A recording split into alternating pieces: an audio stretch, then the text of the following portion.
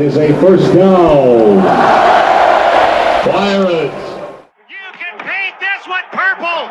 What an incredible win by the ECU Pirates.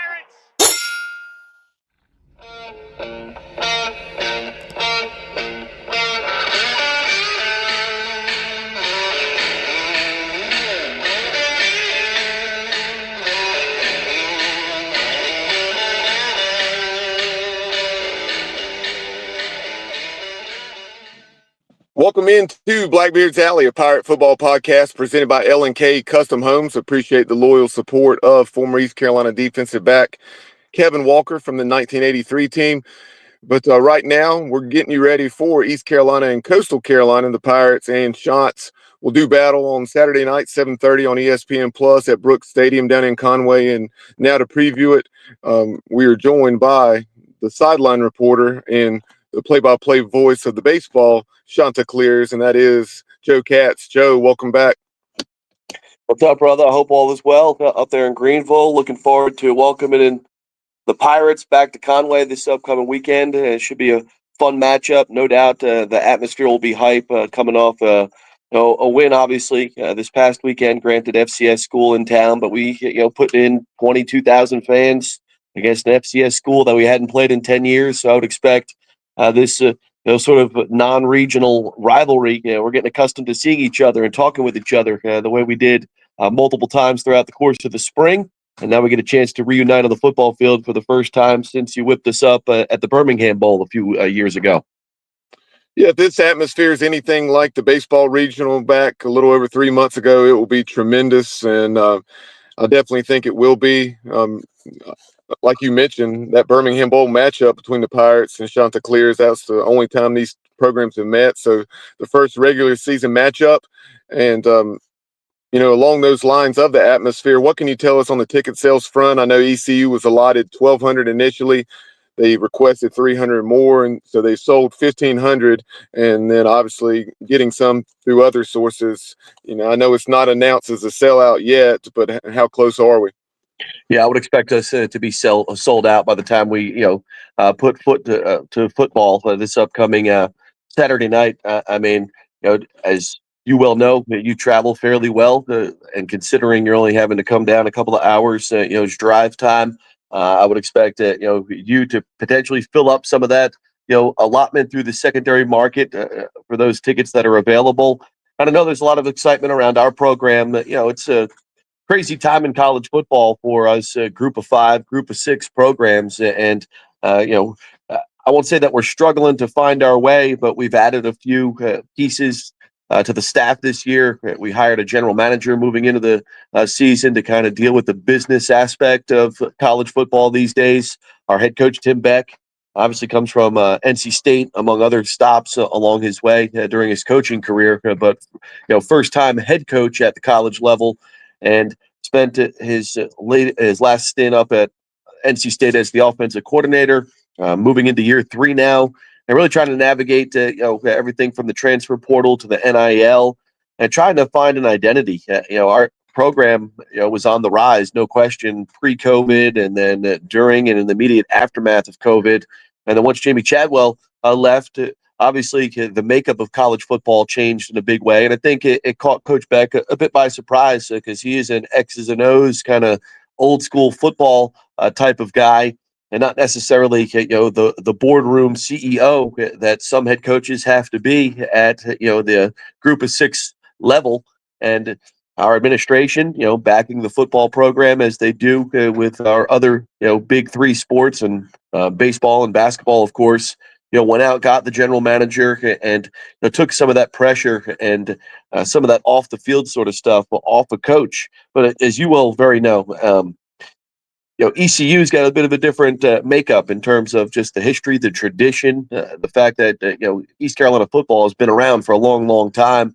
Grand scheme of things, Coastal Carolina football has been around for 22 years. So we don't have that deep donor base. We don't have that group of people that you can go to on a moment's notice to get some cash flow going, to get or compete even for some of the prime players, in the portal, or even some of the young guys that are coming out of the high school ranks that might be looking for something. So we've got an uphill battle, and it's not to make excuses, but it's just the reality of college football right now, and something that we're trying to figure out. And it'll be interesting to see in the years to come how programs like ours navigates this whole situation. Do we continue to dip into the portal, guys that are 2-3 different schools over the years, moving from one spot to the next, or do we go back to the roots and really recruit and try and develop young players out of high school, knowing that if they succeed at our level, they'll probably go somewhere else after maybe 2 or 3 years, and then you pick and choose who you find in terms of talent in certain positions or needs. I mean, we had 60 new guys this year come in from the portal, so very difficult to develop a culture quickly. And I think that was evidenced through the first 2 weeks of our season this year. You go to Virginia, we played a quality UVA team, a much improved team from last year. They ran to NC State and nearly knocked off the pack inside Carter Finley Stadium. Tough environment to play, as you all know, from week one. And from there, after the first 15 minutes, we just, shot ourselves in the foot with multiple turnovers, penalties, special teams killed us. And end of the day, you got an ACC program, and you do those sorts of things, you're not going to win many football games. Now, last week, we turned the ball over a bunch of times in the red zone 3 times with interceptions thrown by MJ Morris, our quarterback. He was then pulled in the fourth quarter for our backup, Tad Hudson, who originally committed and went to North Carolina for his redshirt year and then came to us. And Tad has been a warrior for us, even though he hasn't seen much time on the field. End of last year, we get into that Myrtle Beach Bowl, and we had all sorts of guys in the transfer portal, including our 2 quarterbacks ahead of him. He took a bullet for us, and as a big thing for him to stick around, probably had opportunities to go elsewhere, competed for the job, lost it out at least through the first 2 weeks to MJ Morris, but then Morris runs into some poor decision making deep in the red zone, costs us 3 turnovers. We go to Tad on the final 2 possessions. He runs the offense, and now granted, we ran the football majority of the time against a lesser in terms of physical FCS team, but he got to the offense to 2 scoring possessions, and something that MJ Morris was unable to do through the first 7 quarters of the football season. So I would expect our quarterback to be Tad Hudson to start the ball game. We'll see where it goes from there. But I mean, as we've highlighted, and as I talked about, this is a team that I'm still not necessarily sure of in terms of where our talent is at and who's going to rise to the occasion. I think there are so many opportunities still out there for guys to earn significant playing time as we head into this one, and then obviously conference play starts next week at South Alabama. You've mentioned the portal a few times. Just looking up and down that roster, and I really only scrolled about 35 to 40 players into the roster. Just glancing at the makeup, you see North Carolina, Kentucky, Vandy, Wisconsin, Penn State, Southern Cal, Miami, Maryland, K-State, Mizzou, you name it. So if you would, in addition to the quarterbacks, tell us about those key pieces from the portal. Yeah, no doubt. I would start up front on the defensive side of the football. Zeke Campbell has been one of our standouts, no doubt, through the first 2 weeks. Really made his presence felt off the edge last week, along with Noah Arins on the other edge spot. Up front, I think we probably have the biggest talent in terms of the trenches, and that's on both sides of the ball. On the flip side, offensively, we haven't had to go to the portal. In fact, we return all 5 starting linemen offensively from last year. So there is some camaraderie there. I think it's a matter of, getting our quarterback and our other personnel comfortable in this new air raid style offense that Drew Hollingshead has brought from Western Kentucky this year. And so far, we haven't been able to get into it because of, as I said, poor decision making in the passing game, the inability to run the football. Now we did do that last week, but we just seems as if we're still a little hesitant, or maybe putting a little too much pressure on each other as individuals. And from there, we really haven't been able to get a feel for what Coach Hollingshead wants to do on the offensive side of the football. I think no doubt through the first 2 games, our defense has been able to show signs of improvement from last year. We're going to be tested this week, and that's for sure. But In terms of the offensive line, again, as I mentioned, you got 5 returners and a number of key returners back. On the offensive side of the football, it's the defense where you really have all the new faces and Jeremiah Johnson, our new defensive coordinator from Louisiana Tech, brought a bunch of his Louisiana Tech boys with him, along with as you said, some of the Power Five guys. And it's nothing against it, guys from the Power Five schools. You get a lot of over recruiting. There's high level competition. It just is tough to scout and get a real good understanding as to where some of these guys are at when they get here, and then the need for them to buy in, especially if they're not necessarily getting all the snaps that they feel that they should be getting early on. I mean, you're a new guy, you need to earn your spot and earn your keep, and when those things don't happen through the first 8 quarters of football, not that there's finger pointing, but there are a lot of maybe a lot of frustrated kids out there expecting to come and play and compete, and then maybe not getting the playing time they want. So there are so many new dynamics to college football on the roster, and you see it across the board, even through the P4 schools. You see it across the board. It's hard to get a gauge through the first 2 weeks of the college football season, to see how things are going to shake out moving towards the end of the year. Typically, you'd have 2, 3, 4, 5, 10 teams that at least at the top and the highest ranks of college football. Who's going to be there at the end. I don't know right now how it's all going to shake out, and we come in obviously not in the conversation for those sorts of things, but I think really just taking care of the football, the coach speak fundamentals that we really need to put forth this weekend if we're going to have a chance to beat the Pirates. We need to play our best football that we have so far this season. I think 2 games in, we're getting a little feel, we're getting a little tape on our guys. We have had guys that have owned up to some of the shortcomings that we have seen so far, and on defensively, it starts up front and then through the middle linebacker position. Our captain, who's been here for quite some time, he was a young guy, Shane Bruce, when we were really having success several years ago. He was mentored by some of our guys that kind of set the culture, and really just trying to pass that along. But as I said, difficult to develop a culture when you've got 60 new guys on the roster, and people who haven't necessarily tasted the success that we have had over the last 2, 3, 4, 5 seasons at Coastal. You mentioned several transfers from Louisiana Tech with the new defensive coordinator, Jeremiah Johnson. One that Blake Harrell referenced in Monday's weekly press conference was Zeke Campbell, 6'5", 247. He began his career at Lenoir-Rhyne, where Blake Harrell certainly has some ties and had spent time with former East Carolina head coach Mike Houston. But Campbell, that is, had moved on to Louisiana Tech. Tell us about Zeke.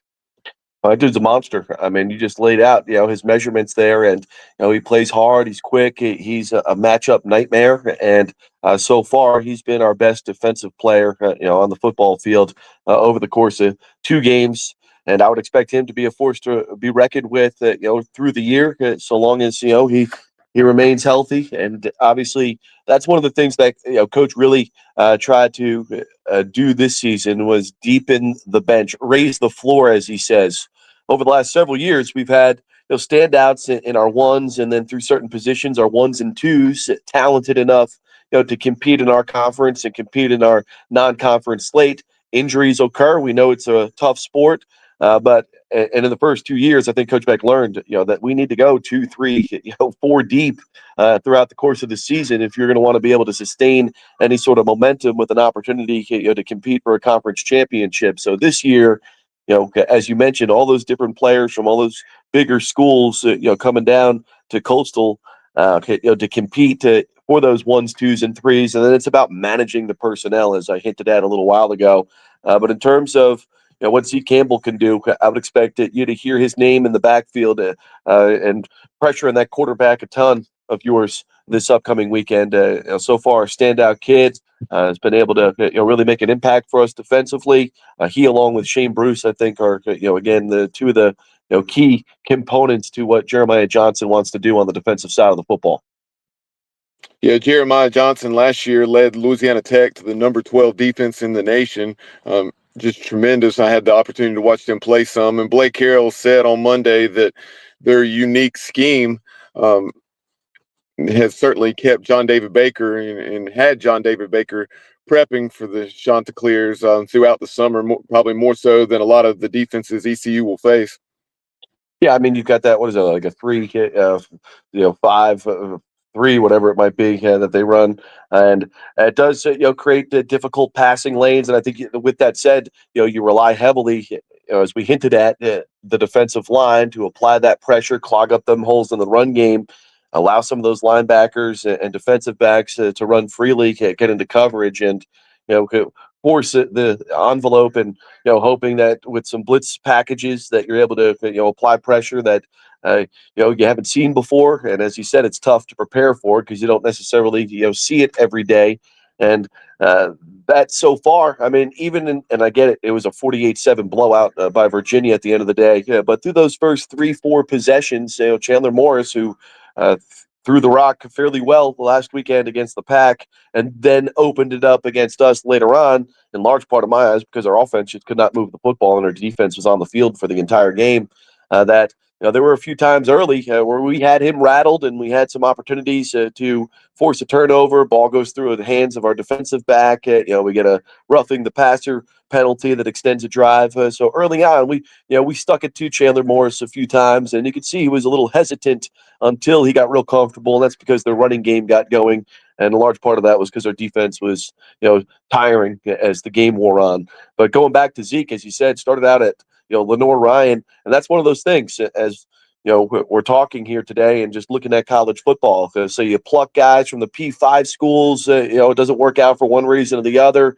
Are they hungry? Will they buy in? What's the attitude going to be like, if they're not getting the playing time that they hope coming to a smaller school? And then you have a guy like Zeke who comes from a Lenore Ryan, maybe overlooked as a young recruit, goes to a smaller school in a lower division, earns his way up to the FBS level. A guy that's hungry, a guy that has had to work his tail off to get this opportunity. There are multitude of levels of motivation these days across the ranks. So it's just interesting because not necessarily it's not fun because you don't know how it's going to play out. It's just interesting to watch, how a team develops over the course of the first few weeks of a regular season to ultimately determine if we're going to be any good, and compete, midway through the conference schedule, and then hopefully be there at the back end when we play some of the bigger, rivals in Appalachian State, of course, and James Madison.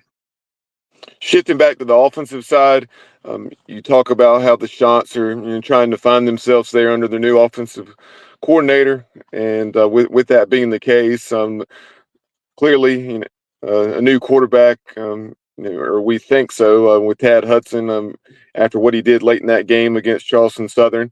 And tell us about some of those skill guys. I know the numbers haven't been what you guys would have liked up to this point, but guys like Graves, Wright, and Washington have put up some numbers here in the first two games. Well, it's just been real difficult to move the ball downfield with the forward pass, and in college football, you have to be able to do that accurately. In the 60 percentile in terms of your completion percentage, if you want to score points, and you need to score points, moving the ball through the air. In college football, that's just the matter of fact. So, while we've got a couple of key running backs returning, some new guys through the portal, Jabin Simpkins back from an injury, highly touted four-star recruit at a high school from South Florida, runs the football hard. The book is still out on the receiving core, and I think in large part because they haven't necessarily got the opportunities. A little light on tight end right now due to a few injuries, so real thin at that position. At least we were last week. Uncertain at this point because it's early in the week in terms of what their status will be, in terms of our tight ends. But I think we need our receivers to step up. Coach Beck was talking about having 9 receivers that he felt like can contribute positively through the season. And while it's been difficult because it's been real hard to get them the football downfield, when those opportunities have come, we haven't necessarily seized them. Late in the game, back on Saturday, we had Tad Hudson with the football, throws a beautiful ball into the corner of the end zone. Cameron Wright, the guy's 6'5", lanky, prototypical, body type for a receiver. And he got out physicaled by a lesser in terms of stature. We're talking about a 5'11", 6-foot defensive back that kind of pushed him around deep in the corner of the end zone, where Hudson put up a beautiful ball and he could not get his hands on it, or at least two hands on it, because the smaller defensive back pushed him around. And that's something that no doubt we're going to need to improve on in terms of catching that ball at the highest point and out, particularly when you've got a mismatch from body type and you get the ball where it needs to be. Your receivers need to make plays. That's why it's hard to always critique the quarterback, because there are a lot of different things that go into that. Does the receiver run the right routes? Do we pick up the protections the way we need to in terms of assignment football? So while the quarterback gets all the love and then gets all the criticisms, often is the case, you rarely see the entire X's and O's play out, in the course of a game or in the immediate aftermath. You go back to the film, and then you'll learn in terms of was the receiver at the right spot? Did he take the right route? Were the other receivers in the right spots to allow him a check down option or whatever it might be? And so these are all things that we're learning as we move forward, and hopefully we're able to put together a quality football game that I'm not sure that we're capable of at this point, because we haven't really seen signs of that consistently outside of some standout defense over the last 4 quarters, obviously opposed to shutout, and you do things against a lesser opponent. Defensively, there's no question that's been the plus for us right now. Work in progress on the offensive side. At least this weekend, this past weekend, we cleaned up things on the special team side after allowing a blocked punt and a kick return for a touchdown. We were, buttoned up from that aspect. So, defense, special teams in the right spot. But in order to pick up a win over you guys, we're going to have to score some points this upcoming weekend. Obviously, you put up 69 against Campbell, and you move the football in the second half against NC State. In week 1. Yeah, forgive me if you've addressed the running backs, but I noticed there a couple of guys, maybe not necessarily eye-popping total yardage, but some guys like, is it Dominic? Is it pronounced Nicely? Nicely, yep, Yep, nicely, and Dominic Nicely, 119 yards and 7.4 yards per carry. So that certainly stood out. we've got a couple of running backs, so you'll see the rotation there with Javen Simpkins as well. He went down early in the game last week, but returned to the contest. Moving into the second half, kid runs the football hard nicely. Has the ability to be effective in the run and in the passing game as well. So those are two guys that you'll definitely want to look out for, in the backfield. And I'm just interested to see, again, I've used that crutch word, I guess, too many times because there's so question marks. Where Coach Hollingshead goes. If Tad Hudson does get, in fact, the start following the 3 red zone turnovers by MJ Morris, and you just can't have that, particularly the decisions that he made leading to the turnovers. A double move where the defensive back read the play from the snap, and still tries to force a throw in at the goal line that turns it over. A number of different things that haven't necessarily played out well for MJ in terms of the decision-making process. Does it change not necessarily the scheme, but does the play calling change early for Tad Hudson? He's a big dude. He can run the football. He's a physical guy, but he does have an arm, and we haven't necessarily seen it just yet because he hasn't had the opportunity to showcase it. In the Myrtle Beach Bowl, we were so thinned out, our roster, that really it was just a makeshift sort of offense at that point. So you couldn't get a real good gauge on how talented this kid is. Obviously, he gets recruited by North Carolina, so there's some talent there. End of the day, he hasn't played a true 4-quarter football game outside of the Myrtle Beach Bowl since high school. So it's been 2+ years since he's actually gotten the nod, the start. He's the guy. Coach hasn't necessarily announced who the starting quarterback will be just yet. But if I was a betting man, I would think that it'll be Tad Hudson this upcoming weekend to at least start the ball game. Against that Virginia defense in the opener, how many times did the shots turn it over? Because I know they had 3 picks against Charleston Southern and also fumbled it 3 times. However, did not lose any of the 3. Yeah, we were negative in the turnover contest again there. Interception from MJ Morris, lost a fumble. So hasn't necessarily been the greatest in terms of protecting the football. that will no doubt, and as it is every week, be the point of emphasis. We have to be smarter, in the passing game and, in the running attack, you got to hold on to the football. So, obviously, you win the turnover margin, you got a better chance than most to win the football game. So, hoping that, maybe the defense can, cough, you could force the Pirates to, cough it up a few times, try and even out that turnover margin and put us in a chance to win a football game in the final 15 minutes going into the fourth quarter. A couple more things for you, Joe. Really appreciate the time. What can you tell us about the Chanticleers special teams? Well, as I said, week one, we allow a kick return for a touchdown and a block punt. We did not allow a kick return for a touchdown and a block punt. Our field goal kicker is 2 for 2 so far this year.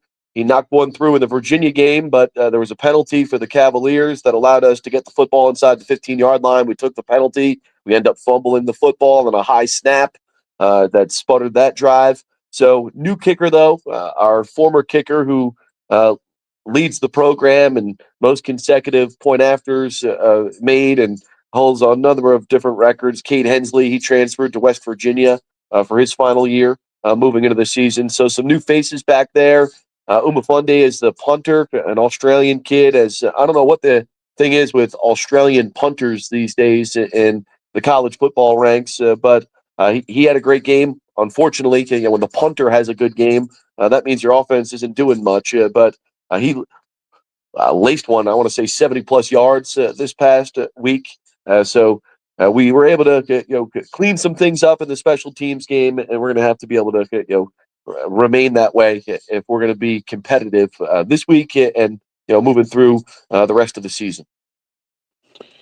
Final thing for you, for the Pirate fans making the trip. Clearly, many travel to Myrtle Beach all the time. Conway just a short distance away, and many of these Pirate fans were probably down there for the baseball regional. You had a little over 6,000, if I recall correctly, for that. So clearly, different dynamics for a football game. You have, more like 23, 24,000 for this one, probably.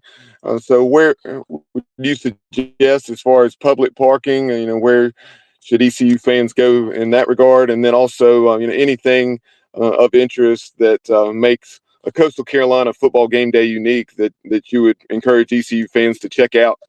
Well, we want the ECU fans to park as far away from the stadium as possible, so it'll take them as long as possible to get there. Okay, so by the time they get there, now there are free shuttles that'll scoot you to the stadium for the lots in the outskirts. If you're coming in on Highway 501, you'll see as you pull into campus, there's the GG lot right there. That's where a lot of your fans will find themselves, along with the YY lot, which is on the other side of campus along Highway 544.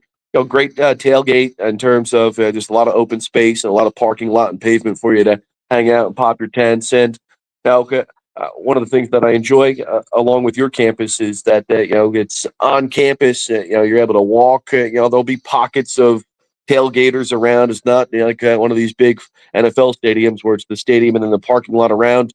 A lot of little alleyways and walkways to get to campus into the football stadium, but there are trolleys that'll transport you there for free. So that's probably the best thing to do. The clear bag sort of stuff that you'll have to adhere to. There are free concessions if you haven't heard. So some ways in which you can take advantage of that.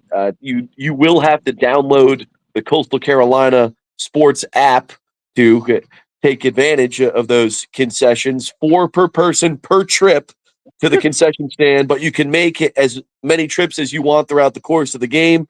You get nachos, soda, hot dogs, and nachos. Did I say nachos? I think you said Soda. nachos. Are there any peanuts? No peanuts on the free side Dang. of things. Yeah, I guess the sun's going down because I wanted to before I signed off. I'm going to turn the lights on. Just wanted to make sure that everyone was aware of. Uh, Now this is my third time I think on your podcast, so just wanted to make sure as I turn my light on here that the last time I did not have this hat on when I was with you to preview the NCAA regional. Just wanted to Right. make you guys feel at home in terms of what the experience of the Holy Land is like for those who follow college baseball. So I just wanted to sign off with, a little rubbing in the nose because I know it's it's a tough feeling for you Pirate fans out there when it comes to college baseball and being so close but so far over the years. No doubt, no doubt. But hey, one thing I know we can agree on, Joe, and that is here recently. I'm sure you saw on social media that Kevin O'Sullivan, what, Oh a yeah, 3-game suspension? yeah. I mean, it took a long enough time, right, to get that sorted out. I Yeah, mean, what in the world? It takes 3 months to suspend a coach for something like that. what a complete D word. I mean, just in terms of how he handled himself that day, and took, I would say, everything in him, along with the pressure from his administration, to issue some half-ass apology, in the aftermath of that, to not be a man and walk up to the staff members and the other people that he berated for no reason. Maybe he needs to, look in the mirror and around his staff, to get a better understanding of maybe why he wasn't told what he was supposed to be told until when he was told it. In terms of the game change and the schedule change, we're talking about an hour. I mean, really, end of the day. But I'm really enjoying it. I've got a lot of friends that are ECU alums and fans, and I'm really enjoying this makeup that we have started to see, and maybe this might be the only time we play in football, in the distant future. But I know in baseball, we've already got a lined up 3-game series coming up at our place next spring. I've met each other in a couple of regionals over the years. Went to a great 3-game series last year up at your place, so it's been fun to get to know you and follow the Pirates a little bit closer than I have in years past. Obviously, being at Coastal for now my 10th season, but this is a lot of fun. This regional rivalry, and I think programs like ours and universities and schools like ours that are at the group of 6 level of football, basketball, baseball, I think we better be better suited from a fan standpoint, keep people interested if we were able to build off these rivalries in the years to come. When it comes to the non-conference slate, it no doubt brings a little bit of energy. Yeah, glad Cliff Godwin and Kevin Schnall, as well as Cliff Godwin and Scott Forbes, from an East Carolina perspective, to keep those East Carolina and Coastal Carolina and East Carolina, North Carolina baseball series going, because that's awesome for the RPI and just awesome for the fan bases. But Joe, I think I may have lost you. If you can't hear me, we'll go ahead and wrap up the show. I think you're frozen, but really appreciate the time. That is Joe Katz, Coastal Carolina football sideline reporter. Appreciate the visit, and I know we'll catch up with you in baseball season. That is Joe Catenacci, better known as Joe Katz. We appreciate him spending a half hour with us to take a look at this matchup between the Pirates and the Chanticleers on Saturday at Brooks Stadium in Conway. Should be a heck of an atmosphere. Now I'm joined by my co-host, Jason Tyndall. Jason, what do you think about this matchup between ECU and Coastal? Well, I've been preaching this the entire time, Bubba. I feel like this is one of the danger games in our schedule, just based on the situation they're in. Their backs are against the wall. They've had some success over the past few years and beat some really good teams. But I do feel like we have the type of culture right now in our football team that we understand. If we allow them to create momentum early in the game, then that's going to be a problem for us. But we just need to go in there from the get-go and just really, break their will with our effort and our intensity, and just not look at the statistics. There's one thing that caught my eye when I was looking at Coastal. They haven't thrown a touchdown pass yet in 2 games, and they're completing somewhere around 52% of their passes. And that could be any number of factors. I know they had some turnovers against Charleston Southern. Probably kept that game closer than it should have been. But excited about the game.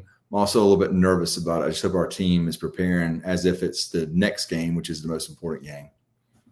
Yeah, that game that you referenced, the most recent game for the Chanticleers against Charleston Southern, obviously an FCS opponent, 13-0 winners, but it was 3-0 with probably 11 or 12 minutes to go in the game, and then they scored 10 points there in the fourth quarter for that final tally. But 384 to 153 was the total yardage, but like you mentioned, 3 interceptions thrown by MJ Morris.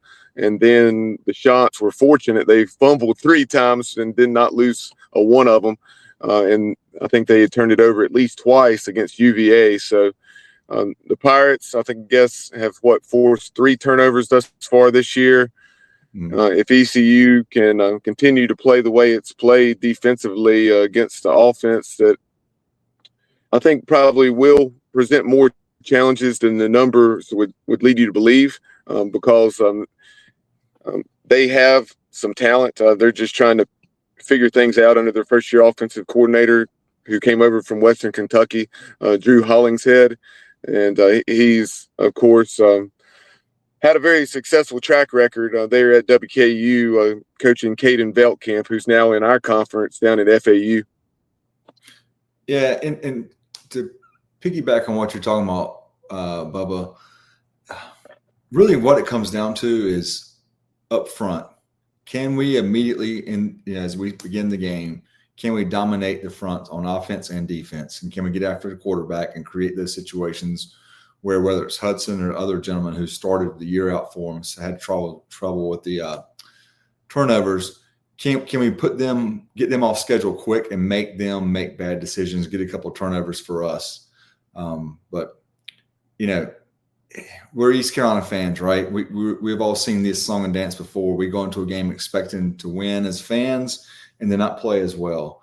And, let's just remember, I talked about this on the last podcast we're on.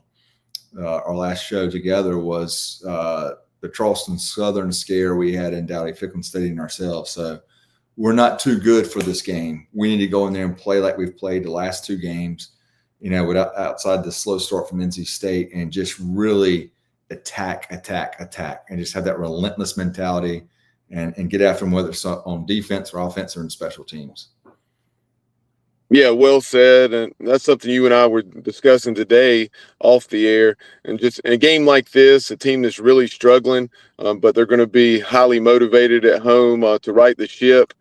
First game against East Carolina in the regular season. And so that obviously means the first game there at Brooks Stadium, and all that will bring. It should be a heck of an atmosphere. If it's anything like the baseball atmosphere was a little over 3 months ago, it will be a heck of a time on Saturday night. But ECU just has to continue to take care of the football, eliminate those short fields, not do anything to provide sparks for Coastal with extra possessions, or the opportunity to drive 20, 30, 40 yards for a touchdown. We have to make them drive the length of the field. And obviously those are things that you want to do in any football game, but when you're playing a team that's struggling the way Coastal is offensively, it's even more critical. Yeah, absolutely. And speaking of sparks, Bubba, this parlays back into a lot of the banter on Stephen Igo's website, Hoist the Colors, about the fact that Coastal Carolina has fireworks and pyrotechnics and strobe lights, and we don't have them still in Dowdy-Ficklin Stadium. So I know that'll get some of our viewers fired up as well, because they do have a pretty cool entrance. It kind of reminds me of Wake Forest with the motorcycles and the fireworks and stuff. But yeah, it comes down to, we got to break their spirit in the first quarter. And if we do that and we continue to play with that passion, that relentless effort that I've seen since Coach Harold took over, I think we can pull out a victory. But my spiny senses, being a coach from the past, watching enough East Carolina games, this is a very dangerous game, because it also backs up against that BYU game. We need to be focused on the Chanticleers, and that's it this Saturday. And the good news is, it sounds like there's a crap ton of Pirates heading down to that game, so that should help out the guys a little bit. Yeah, it's not officially a sellout yet, but it definitely will be. ECU originally got 1,200 tickets. That was nowhere near enough, of course. The administration requested 300 more because there were so many high-level donors that wanted to go down to Conway, and that request was granted. So ECU sold 1,500 through our ticket office, and who knows how many through the Coastal ticket office or through StubHub, TickPick, etc.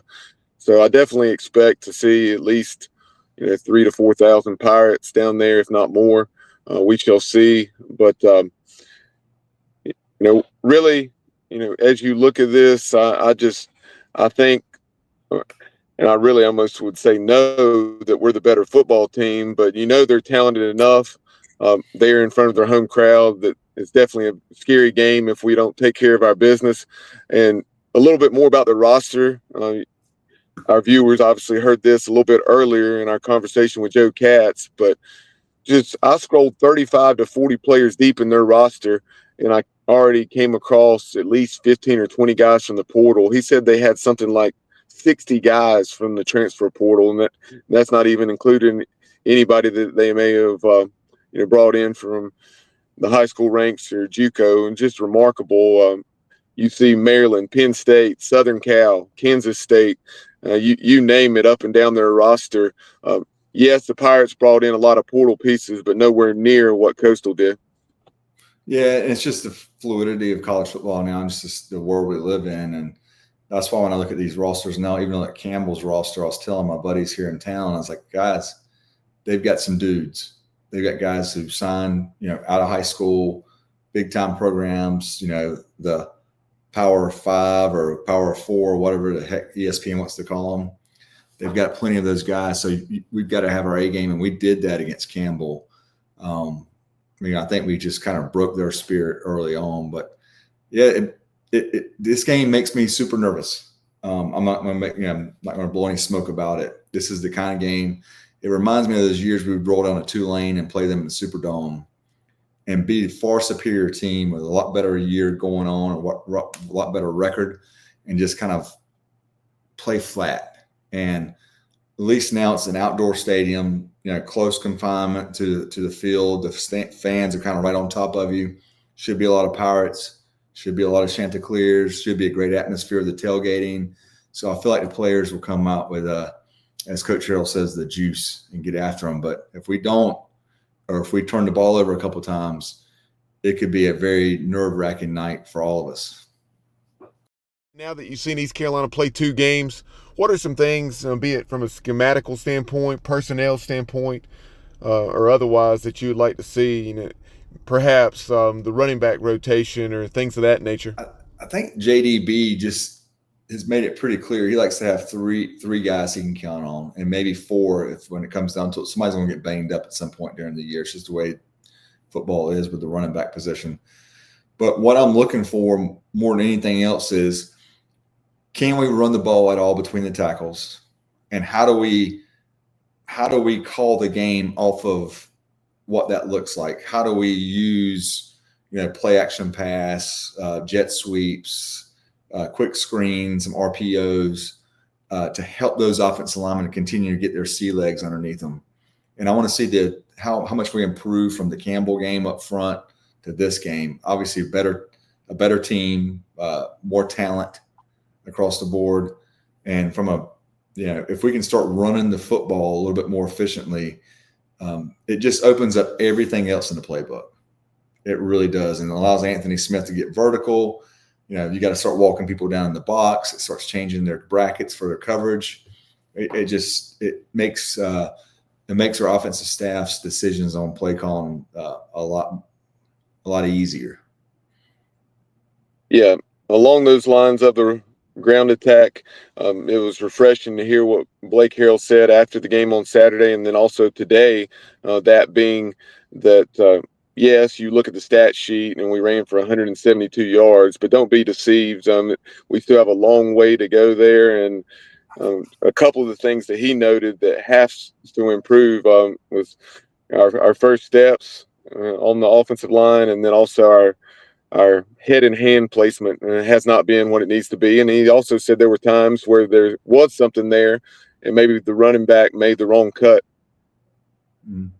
I just think it's reps and experience and cohesion right there. I mean, I'm not going to lie to you.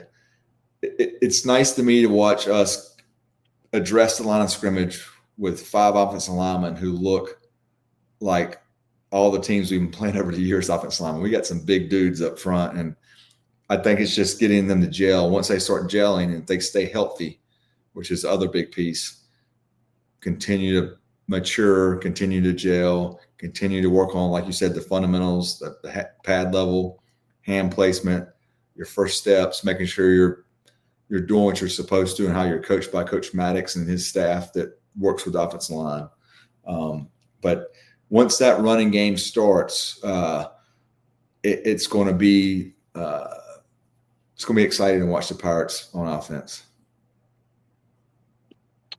And then defensively, what would you say some of your keys are? Obviously, facing a quarterback that, especially if it was to be MJ Morris, that hasn't had much success at all this year and has been struggling to take care of the football. I'm interested to see how much pressure we bring and how we get after him early. Mm-hmm. You dominate up front. Coach Tesh's group, they're going to be the ones, they got to hit them in the mouth immediately. They've got to be relentless in their effort and their pad level and their discipline. I said this last time. I'm just real impressed at how quickly we pursue and how we close so fast. Continue work on those angles, and then let's create 1 to 2 turnovers on defense and hopefully get a score out of one of them. That's going to be key. And if we rattle them early, we've seen East Carolina teams who've had this DNA that Coastal has right now and the struggles they've had. When they get rattled early, it can get ugly quick. But if we let them stick around, convert some first downs, and they're moving the chains and they get some scores, and we're not really being the hammer, we're kind of being the nail on defense. Again, it could go back to being an ugly night for the Pirates. And I just hate to say it, but I've got that feeling about this game. Final thing before we wrap up this edition of our Coastal Carolina preview, episode 5 of the show. Earlier today, it was announced that the ECU BYU game is going to be a 7:30 kickoff on ESPN2. What are your thoughts on that? All right, I'm in the minority here. All right, because I've been following the banter about it, and the youngins love the 7:30 game, and the all day tailgating and everything. And I was in that camp at one point in my life, but now I was actually hoping for a noon game where we can get up, drive to Greenville, as soon as they open the tailgate lots, enjoy it, watch the game, watch the Pirates win, then drive back home. And but it's not. But I'm glad we're on ES. I think we're on the Deuce, right? We're on ESPN2. Correct. Yeah. So I'm happy for it. Again, I'm showing my age a little bit here, but I'm glad we've got a national audience for this game. But not to look too far forward, we need to keep our eyes on Coastal right now, because going into that game at 2-1 is a whole hell of a lot better than coming in there at 1-2 with the slip up against Coastal. But yeah, I mean, for the fans, I think that place will be electric. It's Parents Weekend. I think it's going to be fun. Yeah, BYU is going to bring a large contingent like they did in 2017. That game for two teams that were really struggling at the time, and that BYU offense was really the worst. And this is no exaggeration, because I remember checking the record books. It was the worst in the program's history. They were putrid offensively, but the Pirates found a way to get it done that night. And it seems like we had right around 40,000 in attendance. And I certainly expect it to be that way this year, with the Cougars being in the polls. And if the Pirates come in at 2-1 with some momentum coming off a road win at Coastal, anything less than about 46,000 would be extremely disappointing. And in my opinion, it should be right at a sellout. Yeah, with Parents Weekend, you remember even the Charleston Southern game I referenced earlier. I believe that was Parents Weekend too. Yeah, and it was. I mean, that was a great crowd. So I think the combination. There's people here. I live in Apex. There's people here who aren't ECU fans and are not BYU fans who are asking, how many extra tickets do I have? They want to go to the game. They want to go to tailgate. They want to see the game. So there's a buzz about it. Of course, the News and Observer and WRL won't post anything about it. They'll talk about some game in Oklahoma or something like they did last week after we destroyed Campbell, who's a local team.